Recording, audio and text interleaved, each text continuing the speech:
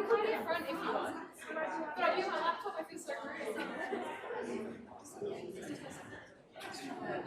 great idea. You guys are right, I'm super yeah.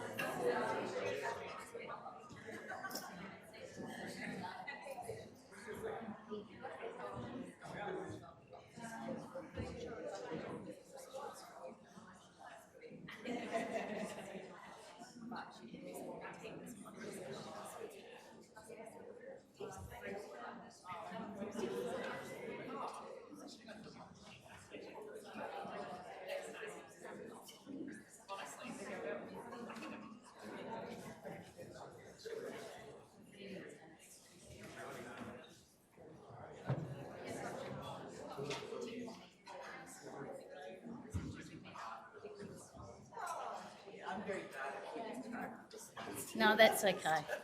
So I'll just stay here and then I'll come out when it's my bit and then go back here. Hi, everyone. We're just going to give people a few minutes. I know the recording's starting, so I'm just acknowledging for the recording that we probably have, a number of people in the room, obviously, but we're expecting somewhere between 50 and 80 students. So I'm just going to give a couple more minutes, but then we'll kick off.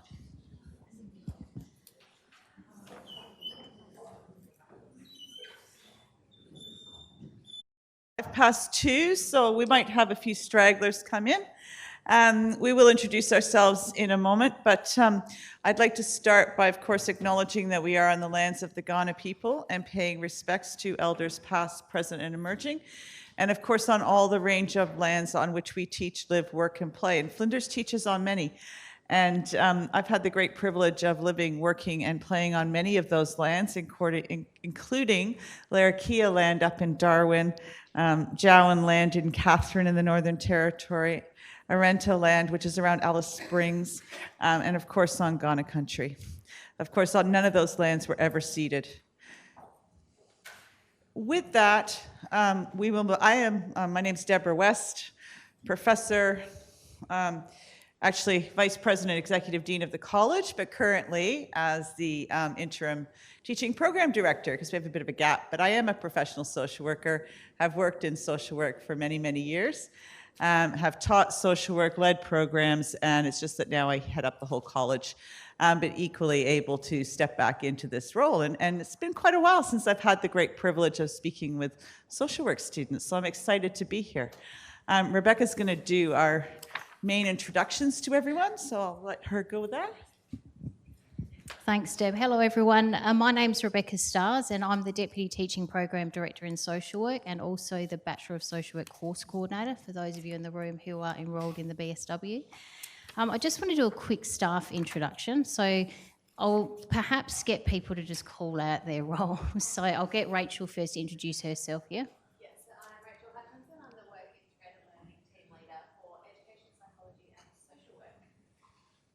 And Lisa? Hello, I'm Lisa. I'm the Work Integrated Learning Support Officer. So both Rachel and Lisa work in the area where there's the social work placement. You'd be familiar with that email address when you're navigating through the survey and putting in your requests and in place. So this is the team that are working in that space, and Rachel's the team leader. Marina, would you like to? Hi everyone, you might have seen my name floating around. I'm Marina and I'm helping with learning support and the new level of social work that we're going to be talking about today. So more of a support role, but if you see me around, please come say hello. Thanks, Marina. And we have a number of social work team members who are here right at the back. So I'll get people to introduce themselves. We might start with Lorna on the left-hand side. Hi, I'm Lorna Hallahan.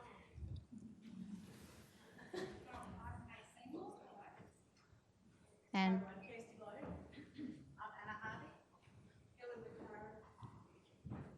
Jerry? Thank you, everyone. And we'll make a bit of reference to moving forward when Deb talks about the new model, but each of the social work staff members that you just heard from are going to be involved as we move forward in the new changes with the new model in semester 2 coming up. So I'd just like to ask all of you here in the room, minusing the social work team, is hands up if you're doing your placement in semester 2 that's coming up very soon. We're just trying to get a gauge for who's okay. So maybe a quarter of the room? Yeah. And hands up if this is going to be your first field education placement experience. Yeah, thank you. And hands up if you don't have a placement yet organised for semester 2 or in semester 2 yet, but you're wanting some information about placement. That's good to see. That's a low number. All right, thank you. So I'd just like to move forward now and look at an introduction for today's session. So firstly, Deb and I are going to be talking about general field education information and also updating about the new social work field education model. And then the work integrated learning team are going to talk about semester 2, the pre-placement key dates coming up for next semester, the in-place access, matching for placement, and also compulsory compliance items. If you have questions as we go through, please feel free to call out, and then whoever's out the front talking at whatever point can respond to those questions.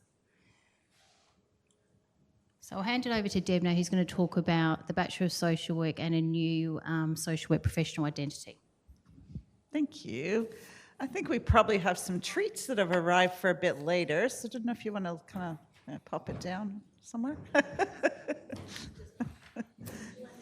I'm sure that's why you all came. You probably didn't come to hear Rebecca and I talk. You probably came for the treats that we'll have after. But in terms of that, so I'm going to talk a little bit about professional identity. Obviously, professional identity and identity around social work is absolutely critical. And we remind you about this, particularly as you think about and start to go into placement. It means lots of things. I'm going to highlight the professional bit. So we're all training to be professional social workers. What you see up on the screen, basically, is a bit of a model. It's just taking all of the various topics you've done or will do and kind of grouping them. As you know, social work's about the person in environment framework. And so what you're learning about, or what you have learned and will continue to build on, is actually about a range of knowledge from psychology, as in the person piece, and a range of knowledge from sociology, which is the environment piece, so the broader social environment. Then you have a whole lot of topics that you do, including field education, which are about looking at the specific professional skills and knowledge and how that applies into field education. And field education is your practice experience where you bring those things together. So that's kind of like where you're at. You don't need to be able to read them particularly. We've color-coded them, but we're going to use this graphic a bit more. That's in the bachelor space. I'm going to show you the master's space as well, because basically, if you're coming in as a master's student, you'll already have done a previous degree, and you'll already have knowledge from that background, what your degree was, plus some of you have probably done our graduate certificate in society and the individual, which is just picking up and reinforcing some of those things. So what you're doing, if you could just flip what you're doing is probably a simpler graph because you've got the 2 years of social work that you're picking up on. And so really where you're focused is a tiny little bit around the environment, a tiny little bit around the individual, because we know that you've come with that knowledge, and you're looking at the professional practice pieces, right? And you're going to do field education. So you're all beginning social workers. You're all pretty much on the same point in terms of building how that all translates into your social work practice. Of course, those of you who are coming, you're just thinking or going on your first placement, you're still at a bit of an earlier journey. And we understand completely that placement is a particularly stressful time. People are unsure what to expect, so we're hoping to kind of allay a few of your fears today. But this won't be the last time we talk about it before you go on field. And I'll get to a bit more of that later. But in terms of professional identity and thinking about what you've already learned, it's thinking about, okay, what does that mean? It means doing things on time, in a timely manner. So things like compliance that Lisa and Rachel will talk about, those checks. It means turning up on time in agencies. It means preparing for your interviews, all of those kinds of things, and all of your ethics pieces. So I guess I'm just trying to highlight how all of this kind of fits together and where you're at on the journey. And there's lots more that'll be talked about today and in the coming weeks around those kinds of things. But the important thing is, if you haven't already, you absolutely need to make sure that you've done all the things that you needed to do by the deadlines. You might be a little bit over time now, but we're still kind of trying to tick everybody's stuff off. So if you haven't already got it in, now's the time to do it. Otherwise, you won't be able to actually complete that placement piece. I also kind of wanted to talk about where students are placed. Some of you are still waiting. Some of you are thinking about it. Some of you might have some things that you haven't considered. And when I talked about the person and environment, that's about people doing placements as social workers and how we contribute to various organizations. These are just a very few of the organizations where our students go on placement. There's lots of opportunities, but social work works in both direct practice, as in directly with individuals, either individuals, groups, communities, or we work in indirect practice, and that is in policy areas and in research. All of these are all social work roles. So if I think about my own career as a social worker, I've worked in lots of fields of practice, and I'll get to that in a minute, but places like the health sector, the justice sector. I've worked with mums and babies in the health side. I've worked in aged care. I've also kind of worked in community development in a completely different space, working on the Olympics with community development. I've worked in policy at state government, federal government, so lots and lots of opportunities. And thinking about that, and when people say to me about social work, "Are you not a social worker anymore?" I absolutely say I am, because I take all of my social work skills and I apply them to the role that I have now. And so what does that mean? That means that professional social work piece. It means a social justice lens. It means looking on both sides of the equation around people and the environment. So I'm just trying to give you the broader scope of what's possible in a social work career and thinking about that in relation to your placements. We sometimes have students who might think that they have a particular view in mind of what social work might be, but that's not necessarily the case. So I'm just asking you to broaden that horizon a little bit so that we have lots of opportunities and you make the most of your journey over your placements. And that's thinking about the areas you'd like to work into as you move forward, but also, I guess, a little bit longer, where you think your career might take you. And an exciting career with lots of opportunity in lots of different fields. I wanted to show you in that, I think it's next. Yeah. I'm going to show you a video, a very short video. It's one of our placement opportunities.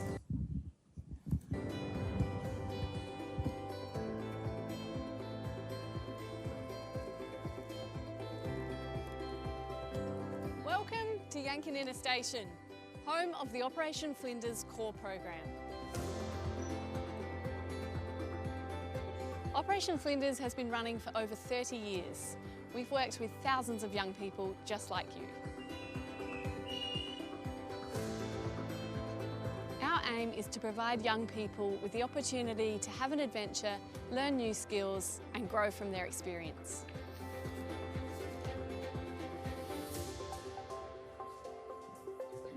So come with me as we learn more about the program from right here on Adnyamatna land in the northern Flinders Ranges.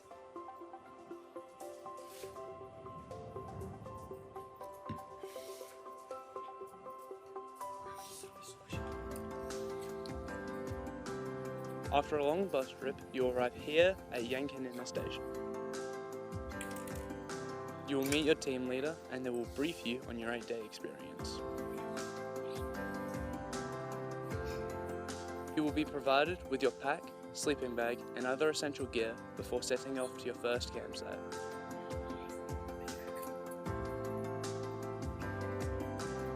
As a team leader with Operation Flinders, it's my job to keep everybody safe, to make sure we have some fun, and to help you through the challenges that you'll face out here.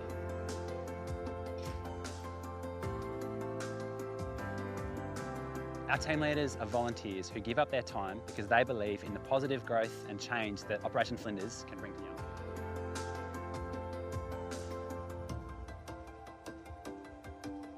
You may find some parts of Operation Flinders challenging, but the volunteers are always here to help. You'll be spending your nights at a campsite a little bit like this one, where you'll be taught the setup of your sleeping shelter. You'll be cooking your meals on a fire, and you can have a lot of fun getting creative and making things like damper. There's no phone service out here, but there's lots of things to do with your time. My favourite part of our trip was reflecting at the campfire at night about our long day of hiking.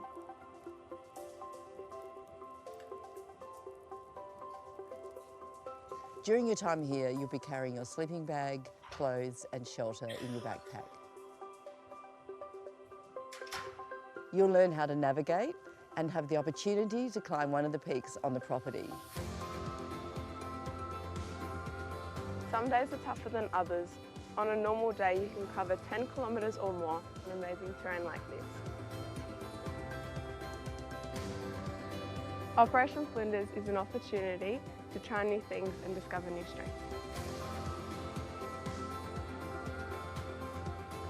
You'll be challenged but also supported, and when you finish it, you'll feel like you can achieve anything.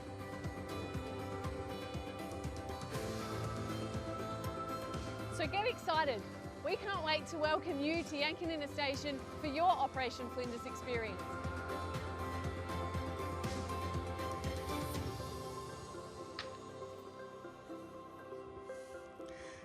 Now, I wanted to show you that video because it gives you an idea of a very different kind of placement. And it's certainly not for everyone. It's certainly not where we would send all students. In fact, it's quite competitive to get into. But it's the kind of work where that's the kind of program that social workers do actually work in. And we have opportunity to have students on placement there. So it's just kind of showing you a different view of many of the things that you might have seen in terms of what social work might look like. I certainly, in my time working in corrections, if I was working with young men in particular, there's 0 point in sitting in an office trying to have a conversation, right? Most of us work that out pretty quickly. So it's getting out from the office, go and shoot some baskets, go and do something else. You know, you're always taking your cue from the people that you're working with. This is a really unique program. In saying that, I know that the team will talk more about the process around interviews and what that might look like. But sometimes the interview process also looks a bit unique. And places like Operation Flinders, they have kind of a process where we would send a couple of students who might be interested into a morning session with these guys so that they can see how you might interact in that outdoor environment, because they don't ever do anything in an office pretty much. And so I'm just trying to give you a kind of a range of things. The other thing which I know that Rachel and Lisa will probably mention is about rural and regional kind of placements, and there's lots and lots of opportunities in that space as well. And we've had a bit of a chat, and although the date for that has passed, I would still happy to take some nominations within the next week or so if people are interested.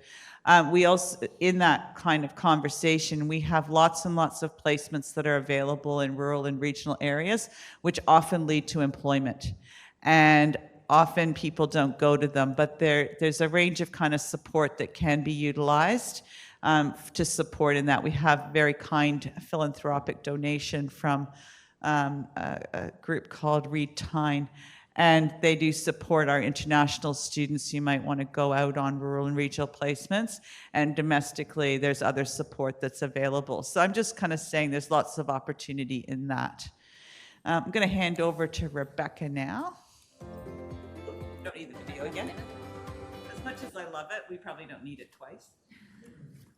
Can someone actually get this on? What's going on? I'll put it Here we are. Thanks, Deb. I just want to quickly cover a bit of information. This is general field education information, and some of you may already be really aware of this, whilst others in the room, I noticed there was about a quarter of you who put your hands up that you haven't got placements yet, so you may still not be clear about some of this information. Basically, in terms of the general field education areas for you to be aware of, is that students will complete a total of 1,000 hours, and that's within both degrees, the Bachelor of Social Work and the Masters of Social Work. So each of the placements across your degree will be 500 hours each. And they do need to be in 2 separate areas of practice. The reason for that is that the Bachelor of Social Work and the Masters of Social Work is a professionally accredited area by the Australian Association of Social Work. So they require you to have 2 different placements. One can be direct and one can be an indirect placement, but they also need to be in different broad areas of social work. And social work is a very broad profession. So, for example, someone may have a placement in child protection, someone else may have a second placement in a completely different area that might be a research-based placement. And one is going to be in direct practice and the other one will be completely perhaps in an office space without direct client interface. And Flinders students are expected to undertake placement 4 days a week, so that's considered a full-time placement. But there can be variants to that, and the variance to that is if you have an access plan or if you have special requirements where you feel that you're not able to attend 4 days. Mostly that's related to access plans for us, but that may also be something to do with an exceptional requirement due to carer arrangements or something where you just need us to consider and be flexible around the conditions for yourself. Placement attendance does need to be continuous as well, so it can't be stop-start. Even though each of the field education topics are non-semester topics, so they don't fit within the structure of the normal topic in terms of start and end dates. And that flexibility is because it's 4 days a week, and if there's a variance, naturally some students may reduce to 3 days a week. So not everyone is going to finish at exactly the same time, the way that you would in another topic across the degrees. But you can have a break for critical reasons, like if you're sick or unwell, or if there is an intensive that's scheduled in another topic that you're completing alongside the placement topic. But generally speaking, just to be clear, you need to be continuously engaging in the placement. So just as a bit of a heads up, not booking holidays and trips away and that kind of thing. We have seen that from time to time in semesters. Where someone's just wanted to attend overseas for a couple of weeks in the middle of the placement. And again, if it is for a critical family reason, that's a different conversation. But generally, just consider yourself on moving through placement for 500 hours. And basically, like I highlighted, the 500 hours of field education does need to be undertaken in a direct practice role. So you can't have 2 different roles that are in indirect practice. You need to have one direct practice, which is generally where we look at people engaging in interpersonal skills. That will be directly with clients, working potentially within a multidisciplinary team or a team environment in the industry. And you'll be engaging with individuals, families, groups and communities, depending on the agency that you're set up in for placement. So I'm just going to hand you over to Deb now. Does anyone have any questions about those general areas before Deb moves forward? Yeah. I found that majority of students, including myself, haven't got assigned to a placement yet. But just want to, I'm a bit concerned about the meeting with deadline with certain clients because the result came out maybe less positive with that deadline. That may be a question I think we'll park for the WIL team. So Rachel and Lisa will be going through the compliance side of it in a minute. And if the compliance still isn't finalised, that would probably make sense then as to why the placement hasn't moved forward, because that's a pre-check before you move into allocation to an industry setting. Yeah, so... We might answer your question with the slides. If not, we can talk to you individually after. Yeah. Hello, yeah. Hi, just a question in regards to if you are supporting the situation, if you've been picked, say, for a state or country, and it's in the middle of placement, or at the beginning of placement, are you able to fulfil your supporting commitment as well? Pardon? Did you want to respond to It just does, one part of it depends if you're on the elite athlete program. So elite athletes, the absolute answer is yes, that's negotiated because it's all part of the university policy. We do it for elite athletes. Across the board, the other circumstances is, there's other kind of criteria around that, i.e. Defense Force service, reservists. So it does kind of depend if you're registered as an elite athlete or not. And that's kind of one piece of it. Any other questions before we kind of more technical detail around the placements compliance we'll deal with in a minute? No? Okay. Again, we'll kind of pause and we'll have lots of opportunity for questions anyway at the end as well. So I wanted to talk to you a bit about the work we've been doing more recently and how we're changing field education supervision into this semester. So for some of you who this might be a second placement for, it'll look slightly different than it did in your first placement. If it's your first placement, I'm just going to outline it for you, and you obviously wouldn't have had the experience of it before, so you wouldn't notice any kind of change, so to speak. So what we've done recently over the past notionally year, we've undertaken a review of all of our field education and how that operates. That's for a few reasons.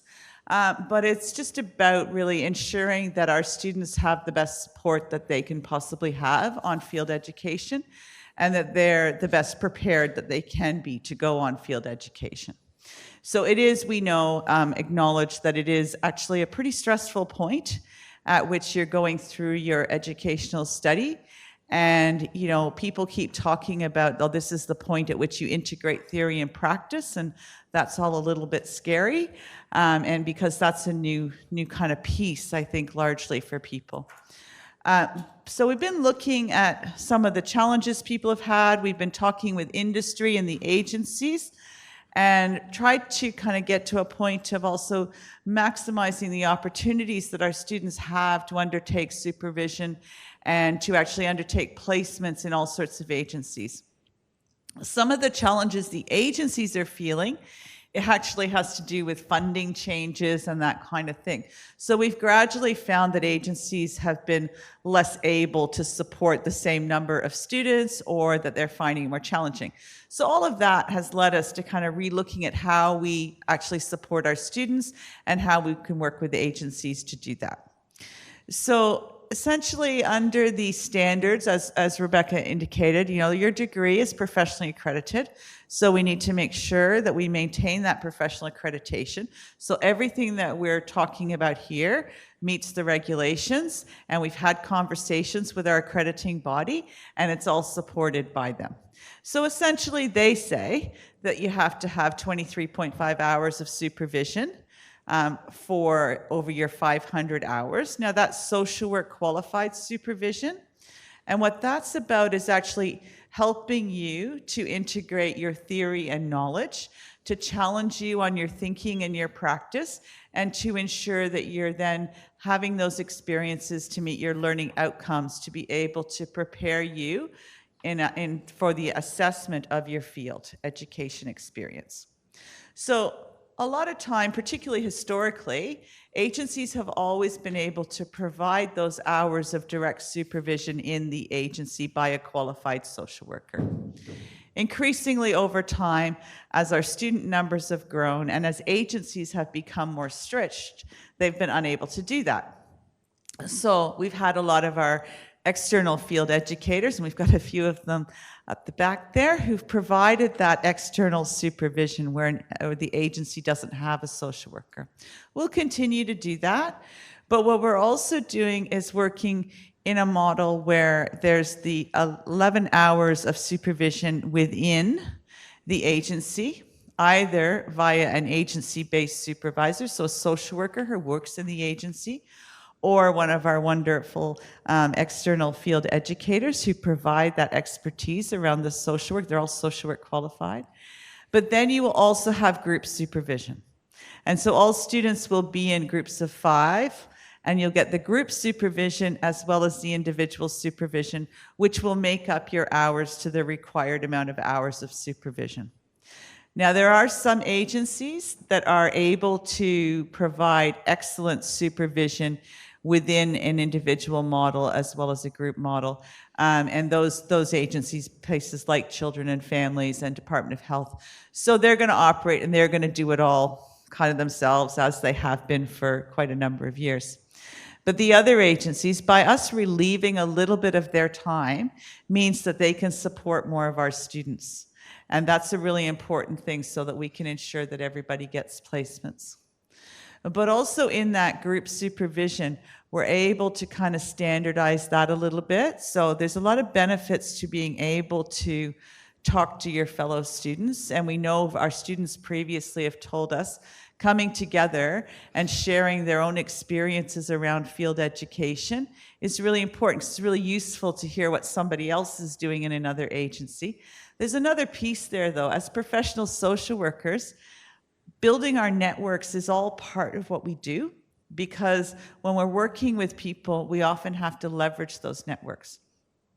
So if you're in a group setting, you understand what somebody else is doing in their placement, in their agency, and then you can get a better understanding of what that agency actually does. So you start to build that knowledge as well.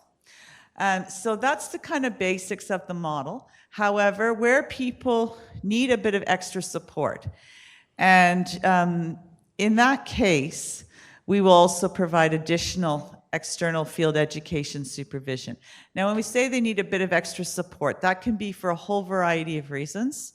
It's not that you're not necessarily doing well.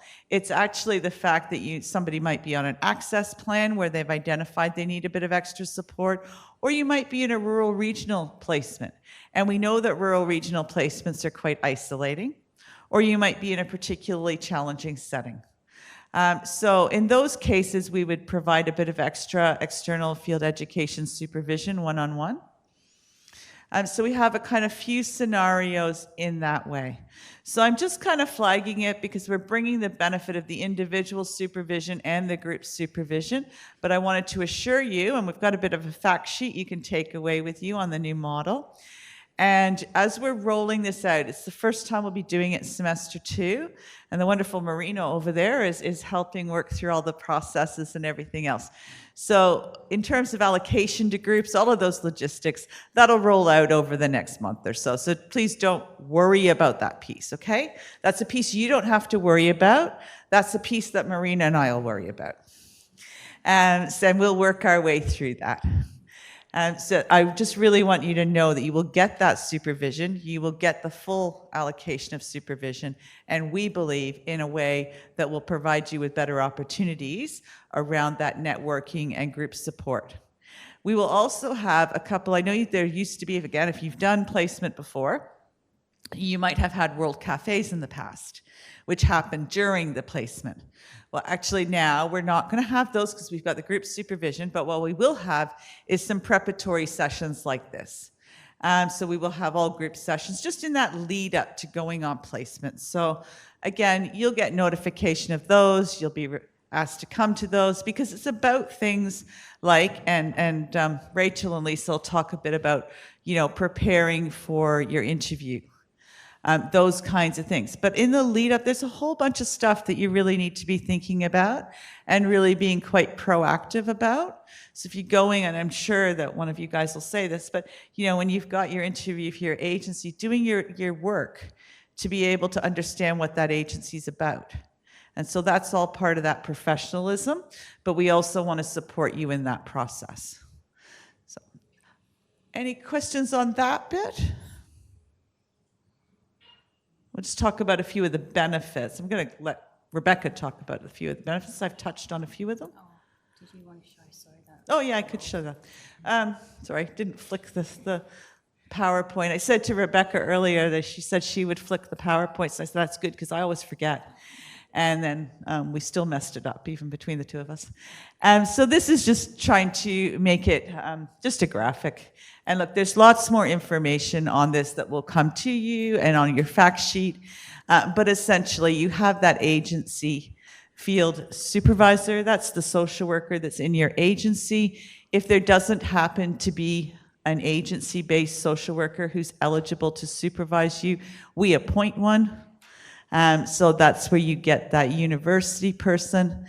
But then we also have, quite separate to that, somebody who does the assessment around the fact of your progress on that placement. So that's your university field assessor. So there's a couple of roles in here. There's some different names in here. So we're just trying to make it a bit clearer for you. Right, now the benefits.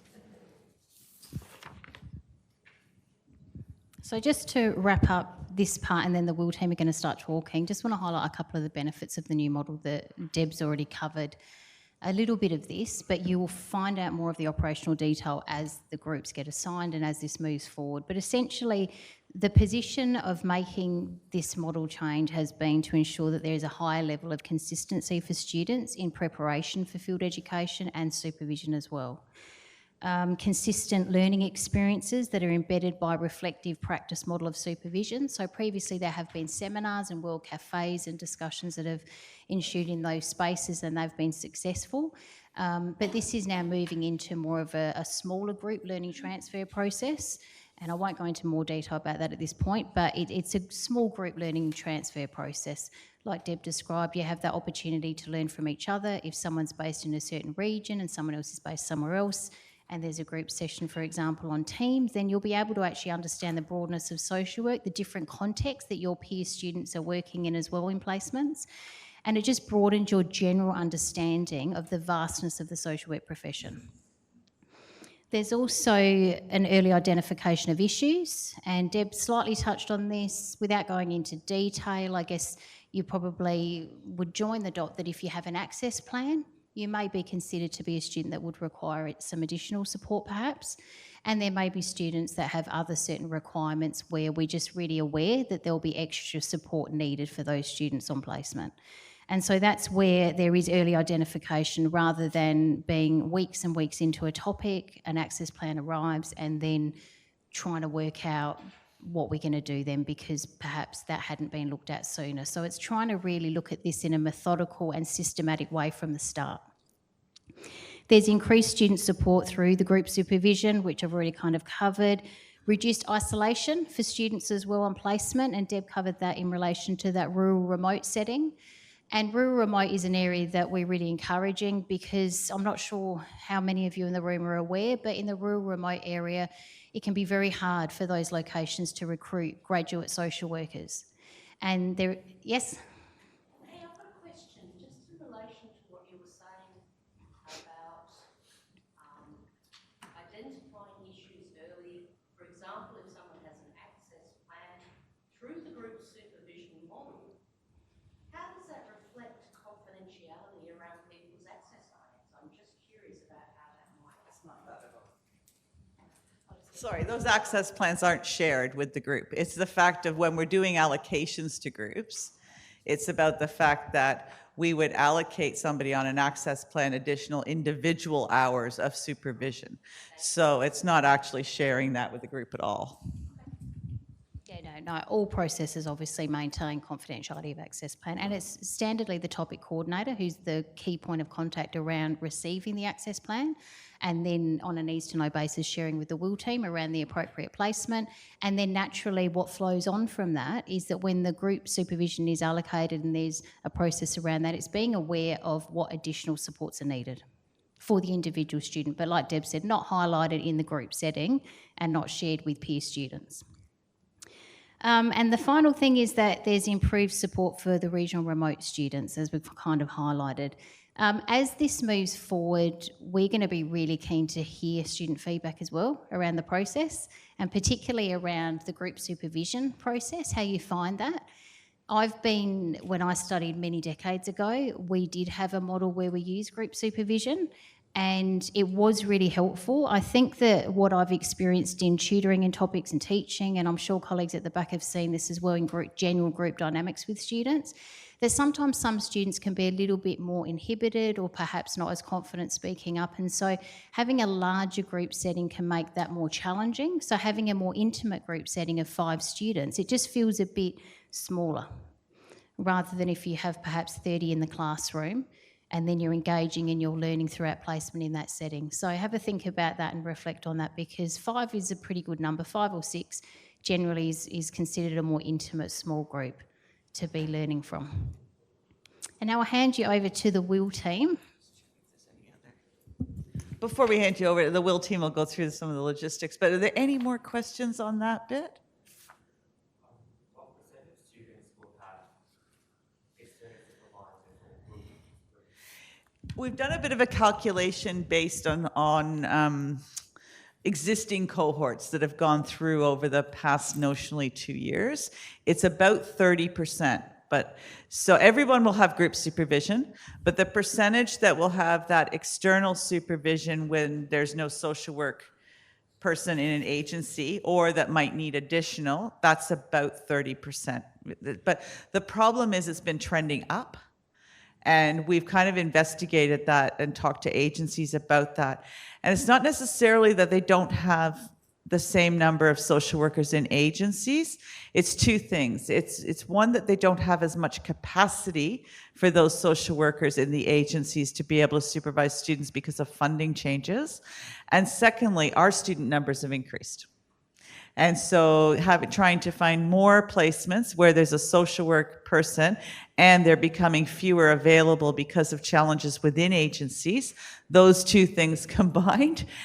So yeah, I think about 2 years ago it was notionally like 22%, and now it's in the 30s. And talking to agencies, and when the team go out to talk to agencies, we're getting increasingly that agencies say love to have a student, but need an external person.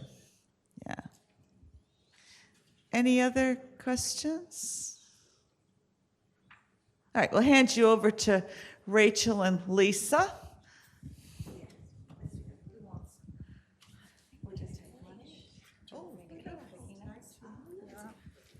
I'm going to go sit down. So Annalise is, no, don't worry, it doesn't say Annalise there. I'm here replacing Annalise, who's unwell today. So we're just going to go through some of the operational side of the work integrated learning, so placement program, and basically what you need to do to make sure you're ready for placement. So I'm hoping everyone is familiar with this document. If not, it is on the EPSW WIL Flow site, on the new Canvas site. So you'll see here, if you're enrolled in a non-semester 2 placement topic, the compulsory compliance deadline has passed. Is everyone aware of this? Yes, hopefully. Yep, so if you haven't met that deadline, you would have received an email from us. If you have, you're good to go. We're going to continue the matching process for you. So matching has begun, but only in the last week. So you may have peers, you may have other students that have a placement. There's only less than 20 of you that have a placement so far. So certainly don't think you're on your own if you're waiting, because most students are. If you've applied for a work-based placement or an interstate placement, they are being assessed at the moment and reviewed, and we will get back to you within the next probably fortnight, I would say. Yeah, we can probably move on. I would say jump in whenever you want, Lisa. So In Place is the system that the university uses to manage our placements. So any information in relation to your placement that comes through, we will ask you to log into your In Place and have a look. If you haven't seen In Place before, you can access that via the Okta dashboard. If you haven't got it on your dashboard, you should be able to add it just with the little search on the left-hand side.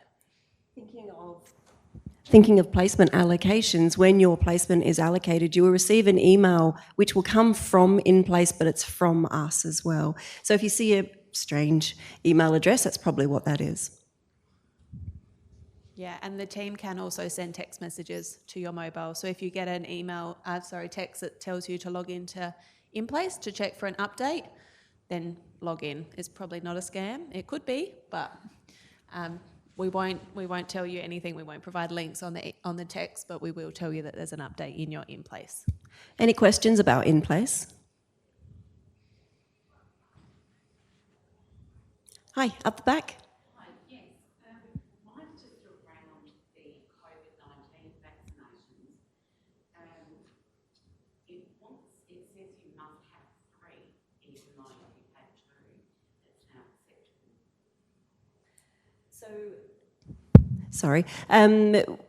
At the moment, COVID-19 vaccinations are not mandatory. they are strongly recommended. If you are allocated to a placement where you are required to provide evidence of your vaccination status, we'll let you know in advance, so you've got plenty of time to provide that before your placement commences. Any other questions on that one?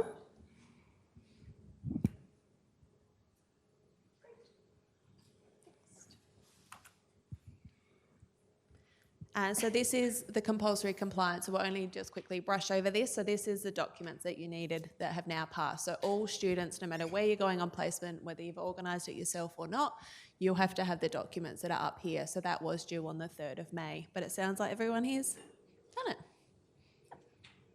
Which is good. So I just wanted to add that making sure you meet your compulsory compliance items means that you are deemed eligible for placement. That's saying that Flinders University say, yes, this is a student we'd like to send on placement and represent our university. That's why it's important. Next. Or not? So the placement matching. So this is the process that started on the start of the week, middle of last week. Yep. So it is very complex. There are many factors. Agencies request lots of different things, and then we have to find a student that matches up with that. Likewise, students are allowed to tell us, 2 or 3 areas that they're interested in, any other details, volunteer experience, and we have to try to match the two. So although you tell us that you're interested, we can't absolutely guarantee that you'll get the placement in the area you want, because often what you're really interested in, so is 200 of your peers. So we can't get you all at the one spot. We are working through the matching. We will email students as they get matched, but we're also very mindful you're all very anxious and wanting to know your match. So just, bit of patience. Bear with us. So it'll take us a couple of weeks at minimum to get through that process. So we know you're anxious, as Rachel said. We appreciate that, and you're welcome to contact us, but please understand that the more you contact us gives us less time to do the work to get your placement allocated. Next. Yeah. If anyone has any questions, just put your hand up along the way.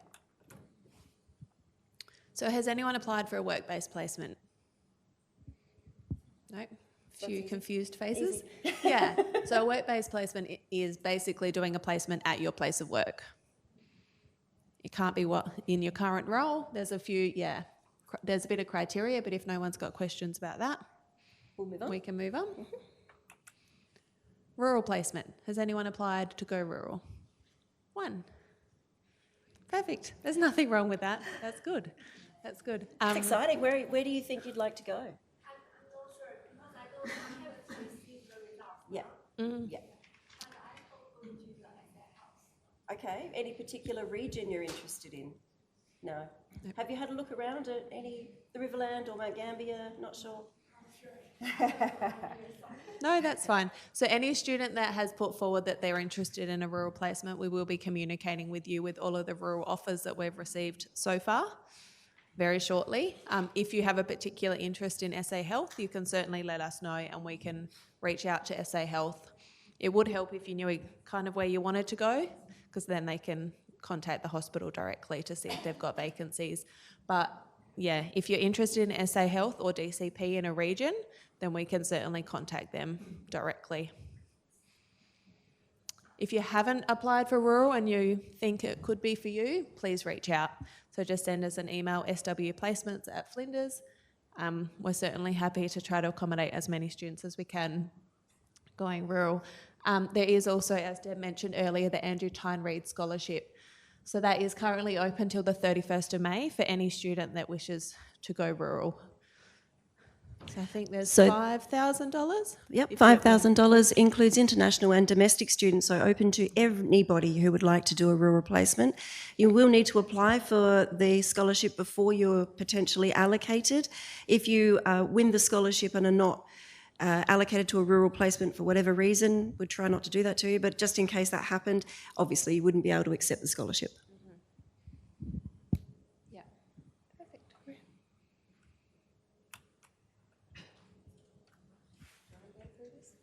Sure.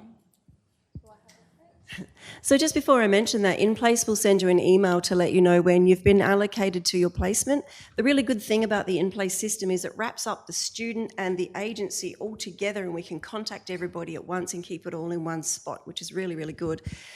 So when you receive your matching notification emails from us via InPlace, you will see that there'll be some important attachments and a few bits and pieces in there that you might need to attend to.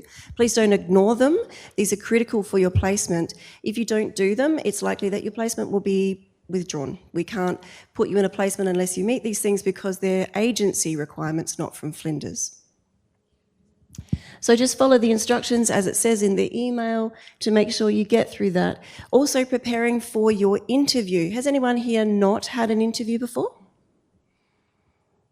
Great, so you've all been involved in that. That's excellent. Much like a job interview, there are a couple of really key things to do when you're preparing. Firstly, make sure you understand the date, the time and the location of your interview.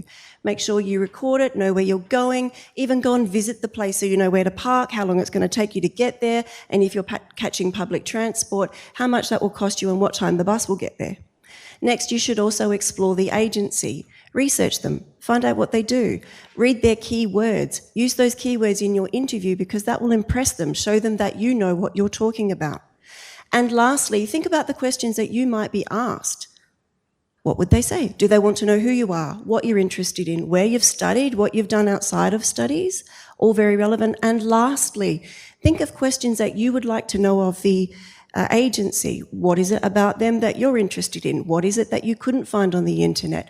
What questions do you have of their relationships with other organisations? All very key. These things are important because it shows that you're actively engaging in the process and shows that you are really interested in the agency, which will get their attention, and that's what you want. When your match does happen, it's really important to read all the information on InPlace as well. Some students might be asked to bring supporting documents to an interview. Some may be asked to, research and provide answers to questions at their interview. So make sure you check that email and your InPlace really carefully just to make sure what the criteria is.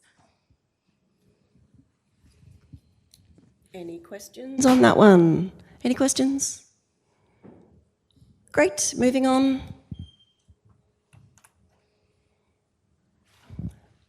I'm not sure if you're familiar with Career Hub, but that's an excellent resource for interview preparation. There's a whole lot of information in there which you probably should be familiar with. If you're interested in work as well, sometimes there's employment opportunities if you're looking for casual work, but there is a lot of information, so I recommend you have a look at that one. Is anyone not familiar with Career Hub? Excellent, good bunch of people. Let's move on. So I think Lisa's sort of gone through some of this, but just have a think about some of the questions that you might be asked. So, why did you choose social work? I feel like one of the first questions in every interview I've ever been to is, what can you provide to our, X position? What will you bring to the team? What will you bring to our agency? So yeah, can see lots of you taking photos. Feel free to take some photos of the screen. I think the slides will be available too, won't they? Yeah. So just have a read, have a think, what will you provide? But also remember it's two-way. So think about questions that you're wanting to ask the placement agency as well. I might just add that if anybody would like more information or interview preparation tips, please email us at SW Placements. We've got some resources that we can send to you if you'd like to reach out.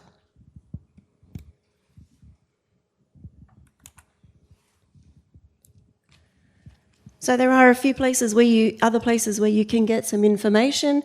We have, of course, the WillFlow site with the social work tab involved. So very specific information there. The lovely Annalise, who's not with us today, did a whole lot of work on that one and she's done an excellent job. You will find almost everything in there that you were looking for, and you will find more information than you thought you would when you click on the links and take you to other pages. Very good. Access plans, if you require an access plan, please make sure you book in with your disability advisor soon. The process can take some time and your placement may be delayed from allocation while that process is going through. You do not need to disclose anything in your access plan to us. In fact, we prefer that you talk to your academic staff about that, who will feed to us the relevant information to protect your confidentiality. Scholarships, as mentioned, there's quite a few scholarships available. Please go and have a look at the Flinders University website for scholarships. There are lots of opportunities there. Please explore your options.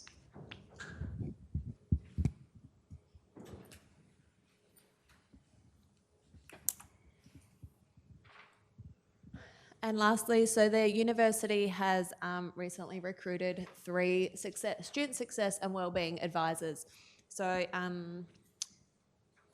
Michaela. Yeah, I was like, gone blank. So Michaela Dar is our success and wellbeing advisor. If you're having any issues with absolutely anything, Michaela is the go-to. I don't know if we have an email address up there. Yeah, I can't remember the email.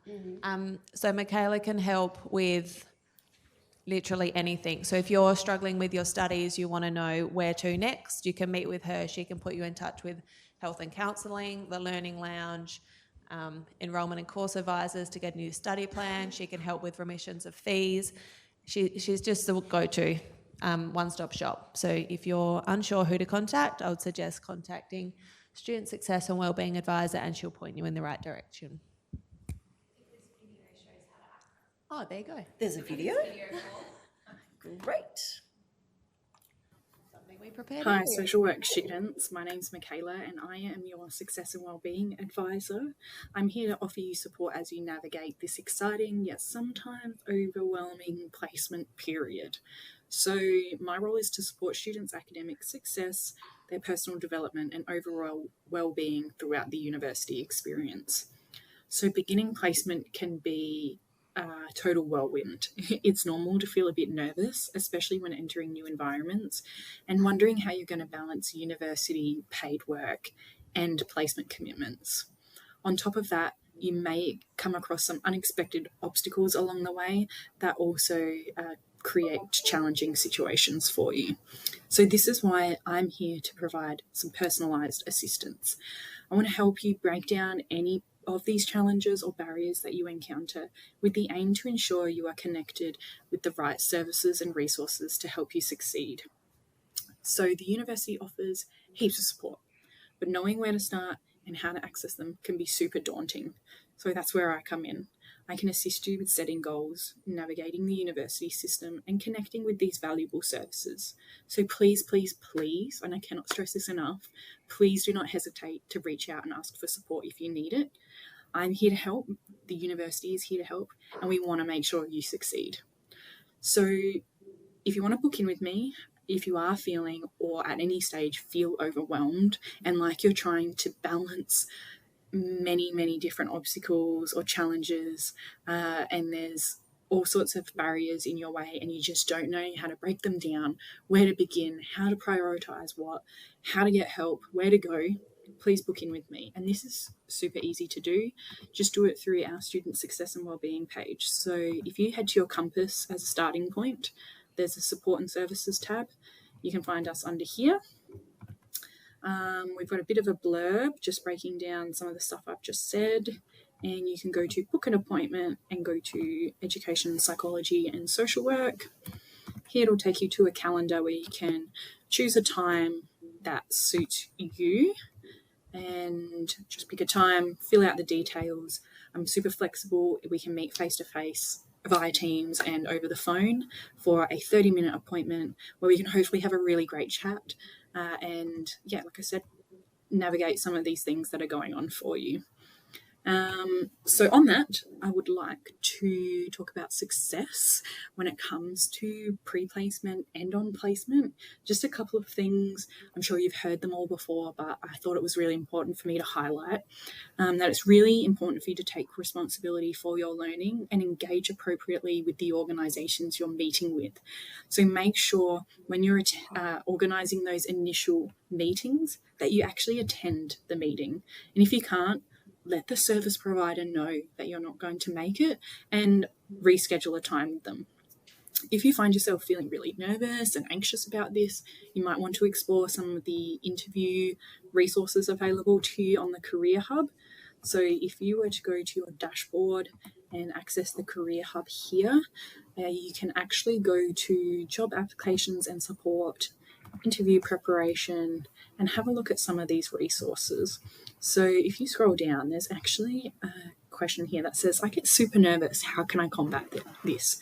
There are some strategies here, tips and tricks that you can have a look at. If you find that you're naturally quite an anxious person, this is something you manage in your day-to-day life as well, you might like to actually book in with a counsellor for a free and confidential session to unpack this a little bit further.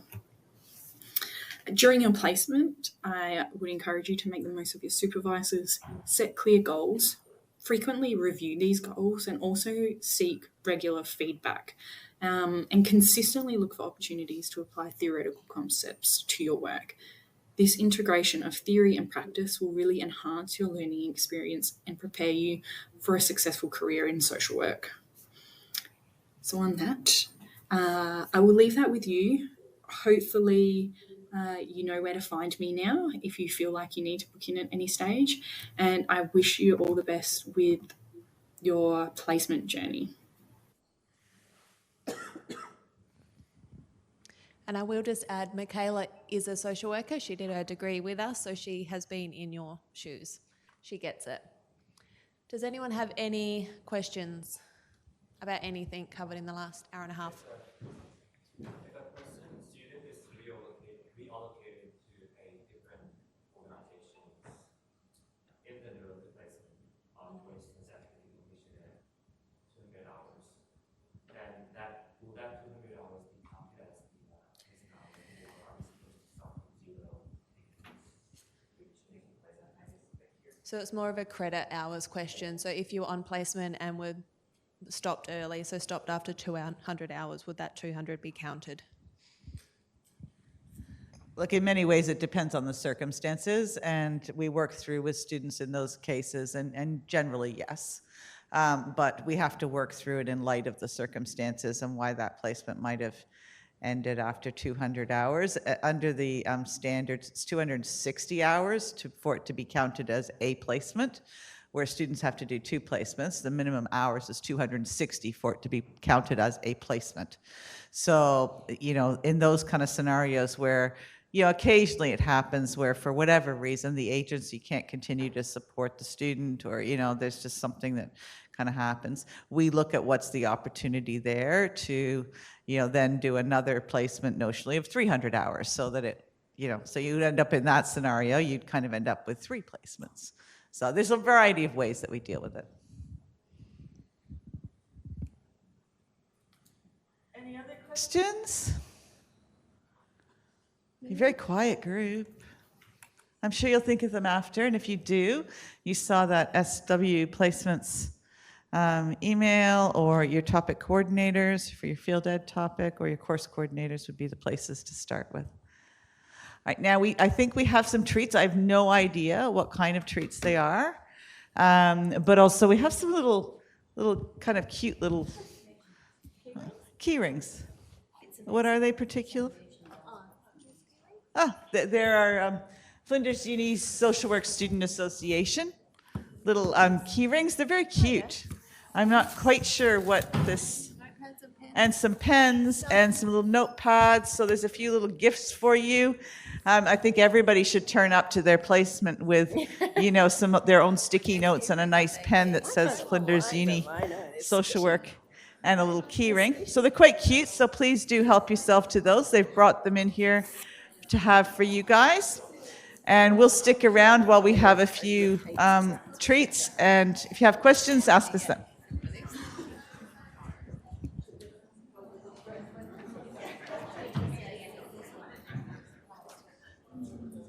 Yeah, we can hit stop now.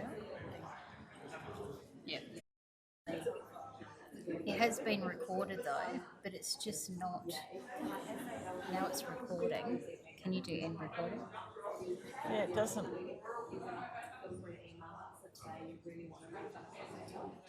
Because now that's filming.